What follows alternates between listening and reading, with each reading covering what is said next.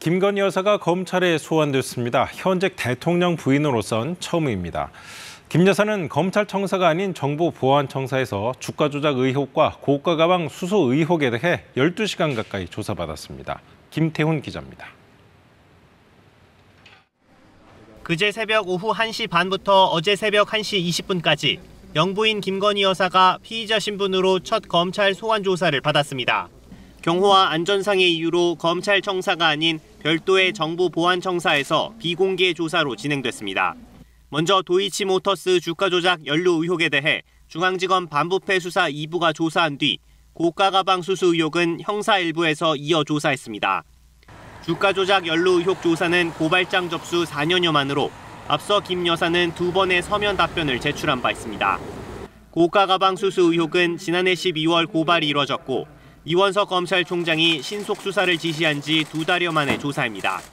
수사팀에서 오로지 증거와 법리에 따라서만 신속하고 엄정하게 수사하고 또 처분할 것이기 때문에 검찰 조사 뒤 김 여사 측은 성실히 조사에 임하여 사실 그대로 진술하였음을 알려드린다고 밝혔습니다. 검찰은 김 여사의 진술을 검토한 뒤 조만간 두 사건에 대한 처분을 내릴 것으로 보입니다. 김 여사 소환 조사는 대통령 재임 중 영부인으로는 처음입니다. 앞서 고 전두환 대통령의 부인 이순자 여사와 고 노무현 대통령의 부인 권양숙 여사는 모두 퇴임 이후 참고인 신분으로 각각 대검찰청과 부산지검 청사에서 비공개 조사를 받았습니다. KBS 뉴스 김태훈입니다.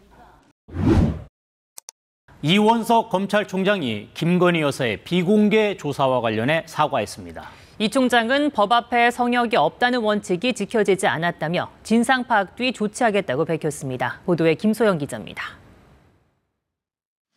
이원석 검찰총장이 서울중앙지검 수사팀의 김건희 여사 비공개 조사에 대해 원칙을 어긴 일이라며 사과했습니다. 우리 법 앞에 예외도 특혜도 성역도 없다고 말씀드렸습니다. 그러나 대통령 부인 조사 과정에서 이러한 원칙이 지켜지지 않았고 결과적으로 국민들과의 약속을 지키지 못하였습니다. 국민들께 깊이 사과드립니다.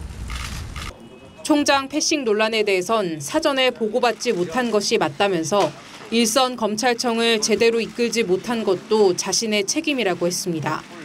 이번 사태와 관련해 문책할 계획이 있느냐는 질문에는 진상을 파악한 뒤 필요한 조치를 하겠다고 했습니다. 오늘 서울중앙지검장으로부터 직접 보고를 받게 되어 있습니다. 진상을 파악해보고 나서 거기에 상응하는 필요한 조치를 취하겠습니다. 거취에 대한 질문에는 할 수 있는 일을 최선을 다해 하고 그것이 부족하다고 생각하면 그때 거취를 판단하겠다며 말을 아꼈습니다. 앞서 그제 진행된 김건희 여사 비공개 대면 조사는 조사가 시작된 지 10시간 가까이 지나 검찰총장에게 보고됐습니다.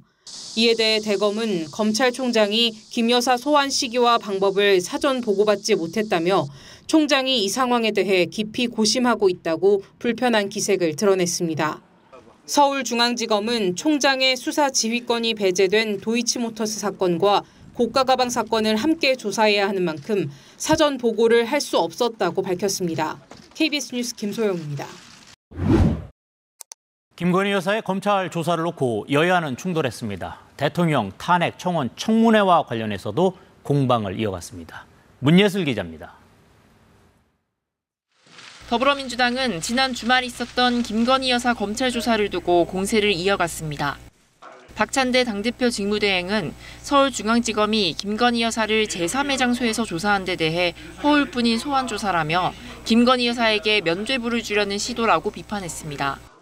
경호 안전상의 문제라는 핑계가 애처롭다며 검찰총장까지 패싱하는 모습에서 오만함과 다급함이 느껴진다고 했습니다.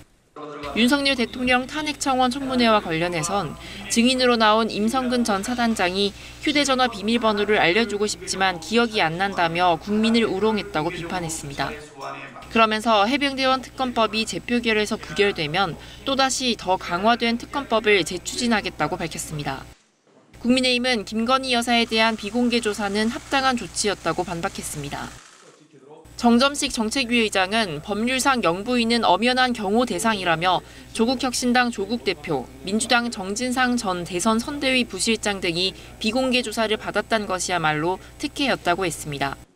이른바 총장 패싱 비판에 대해선 담당 검사가 사전 보고를 할 수 없도록 검찰총장 수사 지휘권을 박탈한 전임 문재인 정부 책임이라고 반박했습니다.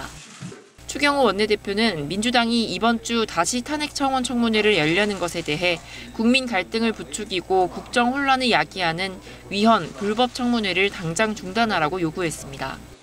그러면서 이번 탄핵 청문회는 피고인과 이해충돌 당사자들이 면책특권 뒤에 숨어 대통령을 공격하는 적반하장의 정쟁몰이일 뿐이라고 비판했습니다. KBS 뉴스 문예슬입니다.